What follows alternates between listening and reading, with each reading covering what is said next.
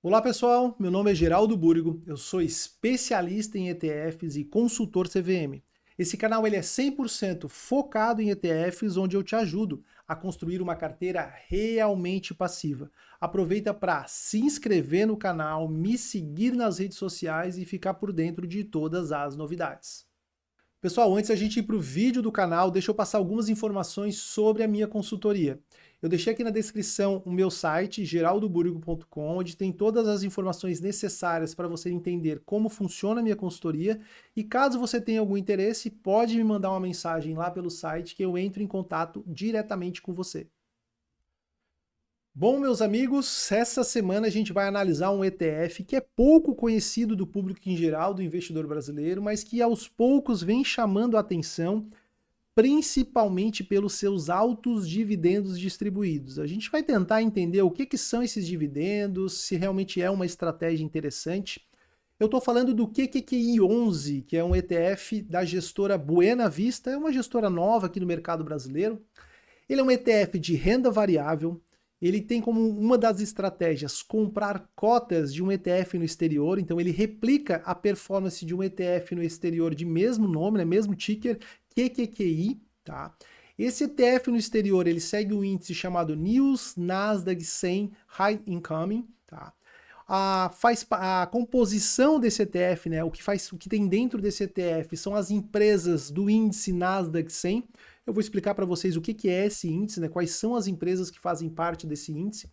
E ele tem como estratégia principal gerar dividendos sintéticos via derivativos, através de derivativos, que eu também vou explicar para vocês como que é esse processo.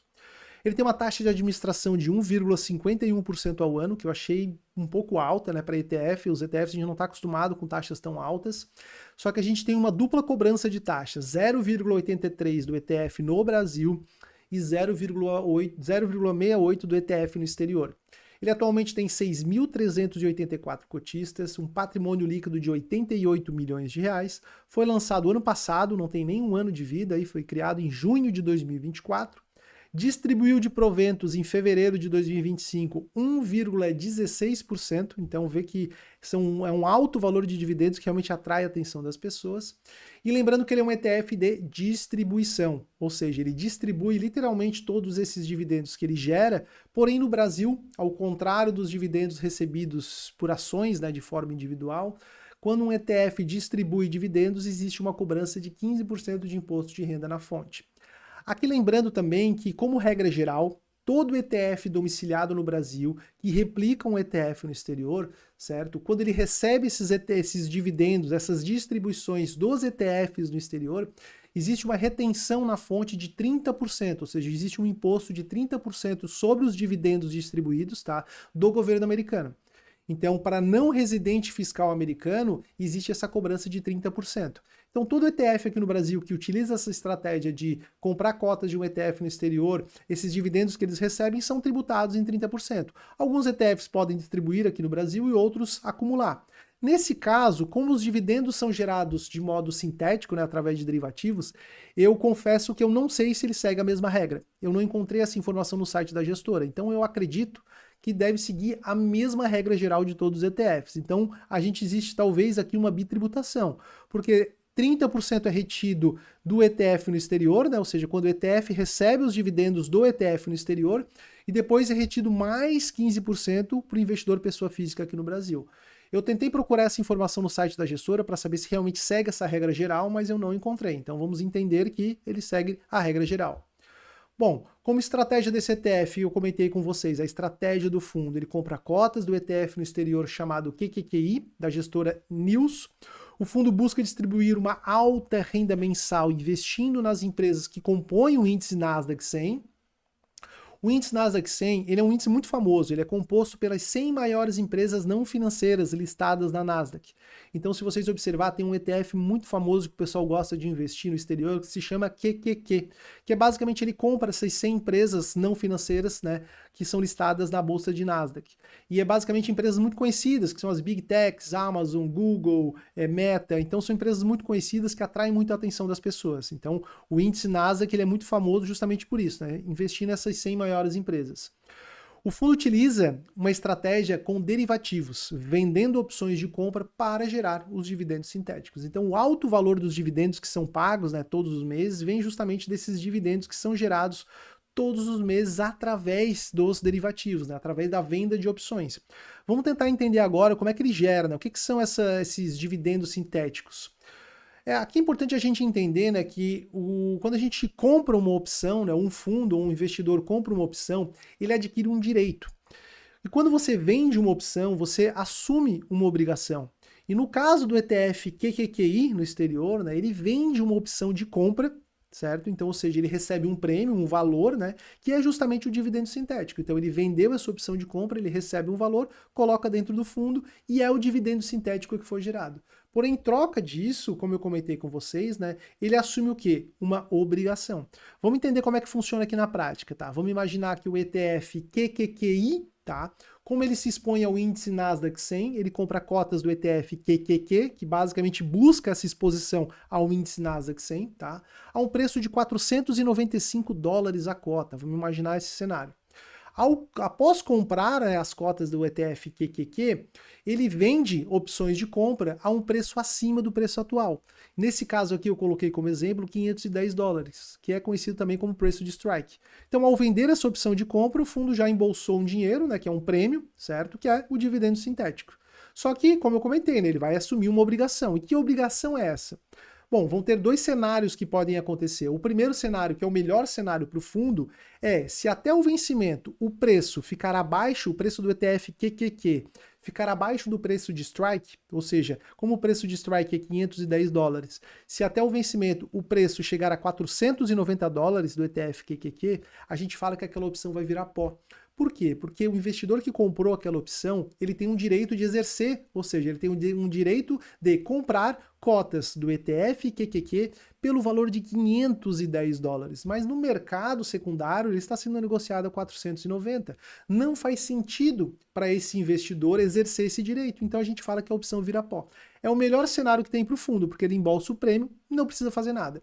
Agora, se até o vencimento o preço ficar acima do preço de strike, nesse caso aqui, por exemplo, de $530, a pessoa que comprou aquela opção, ela vai exercer o direito dela. Por quê? Porque ela tem o direito de comprar cotas do ETF QQQ por $510, mas no mercado agora vale 530. Então ele, vou comprar por um preço mais barato. Eu vou exercer o meu direito. Eu paguei por aquilo ali, eu vou exercer o meu direito. E o fundo que vendeu aquela opção de compra é o quê? Ele é obrigado a vender por $510. Então é assim que se geram os dividendos sintéticos. Eu não vou entrar em detalhes dessas estratégias, que ela pode ser personalizada, com lançamentos out of money, como a gente fala, né, fora do dinheiro, no dinheiro. O objetivo aqui não é falar muito sobre opções, até porque não é muito a minha praia. Meu objetivo aqui é mostrar para vocês como que são gerados os dividendos sintéticos. Agora, o objetivo desse vídeo é mostrar se essa estratégia é realmente eficiente ao longo dos anos. É o que a gente vai ver agora nos próximos slides.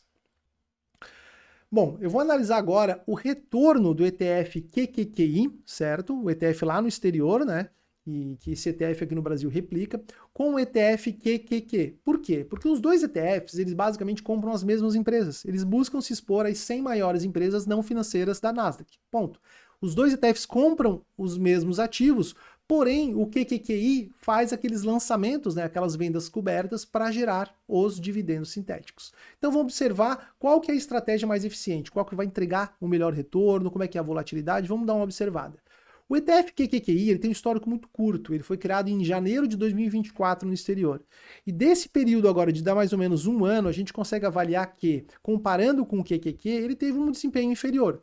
Grande parte do período ele passou o quê? A ter uma performance inferior, a rodar, a performar abaixo do ETF QQQ. Então, ou seja, aqui analisando nesse período de um ano, a estratégia de dividendos sintéticos não me pareceu tão eficiente. Aqui eu estou contabilizando, tá? Como se você estivesse reinvestindo os dividendos sintéticos gerados. Então aqui eu estou observando o que? O total return, que a gente fala, o retorno total. Então a gente observa que até no final aqui a performance dos dois fundos acabou se igualando, mas se a gente observar ao longo do ano, em grande parte do período, a estratégia sem dividendos sintéticos se mostrou até um pouco mais eficiente. Bom, mas vamos dar uma olhada agora num período maior de tempo, porque o que que acontece? Um ano é muito pouco para a gente tirar a conclusão, né? E o que que eu fiz? Eu encontrei um ETF no exterior chamado QYLD.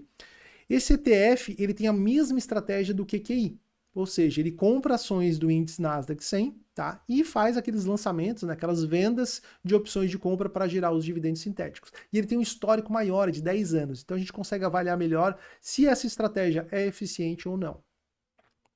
Bom, como eu comentei com vocês, eu peguei o histórico do ETF QYLD, que segue exatamente a mesma estratégia do ETF QQQI, ou seja, ele compra as ações do índice Nasdaq 100 e faz aquela estratégia de vendas, de vendas cobertas, né, de vender opções de compra, tá?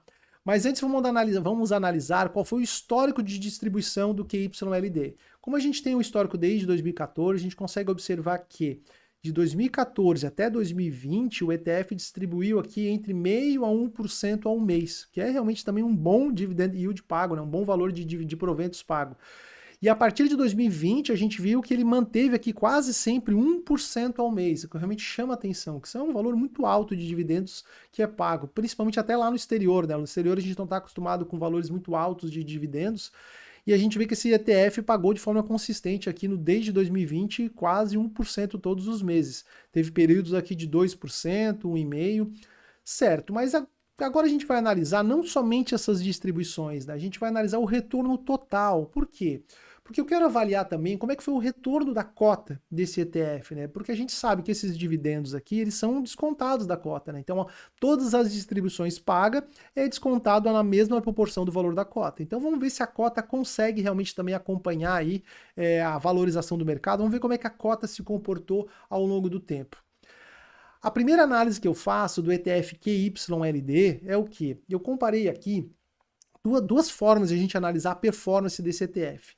Nessa linha azul, essa primeira aqui, eu analisei o que? O histórico, tá, de performance do ETF QYLD, onde a gente tinha aportado US$ 1 milhão em 2014, tá, e reinvestido todos aqueles dividendos sintéticos gerados, para a gente ver o que ia acontecer.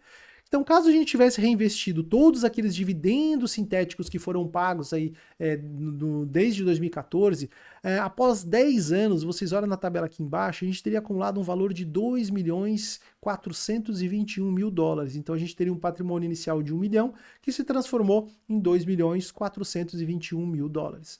Mas olha que interessante, se a gente analisa os mesmos US$ 1 milhão investidos no ETF QYLD, porém gastando todos esses dividendos sintéticos todos os meses como forma de pagar as contas de casa, enfim, o investidor não reinvestir, né, o que teria acontecido?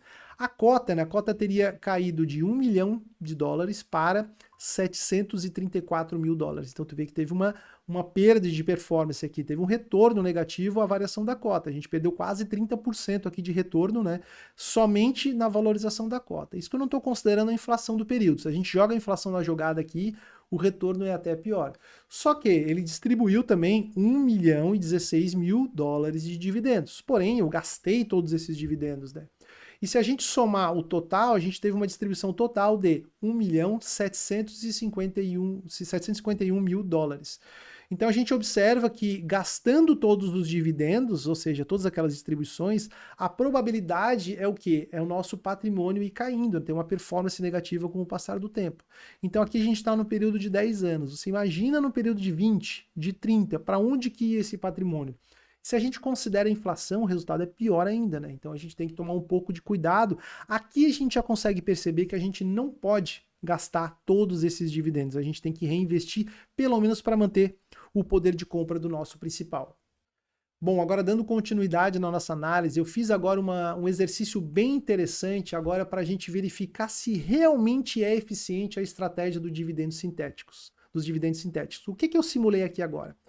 Eu peguei o ETF QQQ, certo? Que compra as mesmas empresas que o ETF QYLD, que o ETF QQQI, eles fazem exatamente a mesma coisa, compra o mesmo conjunto de empresas, porém ele não gera os dividendos sintéticos, ele simplesmente se mantém comprado naquelas empresas. E o que eu fiz aqui? Eu peguei aqueles percentuais de dividendos distribuídos todos os meses, né, 0,5%, 1%, lá do ETF QYLD e apliquei sobre o ETF QQQ. porém, como se a gente tivesse feito o quê? Vendas, conforme aquele percentual que era distribuído de dividendos do QYLD. Então seria que todos os meses eu estaria efetuando vendas para gerar a minha renda, certo? Conforme o percentual, tá, de distribuição do QYLD. Entendeu o jogo? Esse é o exercício que eu quero fazer. E olha que interessante, tá?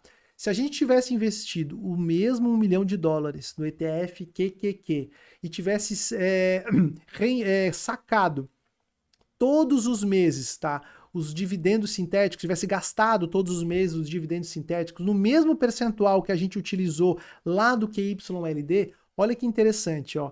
A gente teria, depois de 10 anos, o nosso patrimônio, a gente não teria reduzido o nosso patrimônio teria valorizado para $2 milhões. Lembra que aqui no QYLD, ó, na tabela abaixo, quando a gente gasta todos os dividendos, o patrimônio teria caído de $1 milhão para $734 mil. Porém, quando a gente utiliza o ETF QQQ, que não gera esses dividendos, né? E a gente simplesmente aqui está efetuando vendas mensais conforme o dividend yield do QYLD, a gente observa que o patrimônio inicial foi de $1 milhão para $2 milhões depois de 10 anos, e mesmo assim tu teria gerado teriam gerado um valor muito maior de proventos, $1 milhão e 813 mil dólares, num total de $3 milhões 861 mil. Então praticamente o dobro. Então olha que interessante, né? Tu poderia ter comprado as mesmas empresas que o ETF QQQI ou QYLD, efetuado vendas mensais como forma de gerar tua renda, e tu teria gerado muito mais renda que o ETF que gera os dividendos sintéticos. E tu teria acumulado no final um patrimônio muito maior do que o ETF que gera o tal dos dividendos sintéticos. Interessante, né? E qual é a conclusão que a gente chega com relação a isso? Essa estratégia do dividendo sintético não parece ser tão eficiente. Porque o que acontece? A gente basicamente abre mão do potencial de alta daquele ativo, né, em troca desses altos dividendos. Porém, esses altos dividendos pagos acabam não compensando essa perda, né, do potencial de alta do ativo.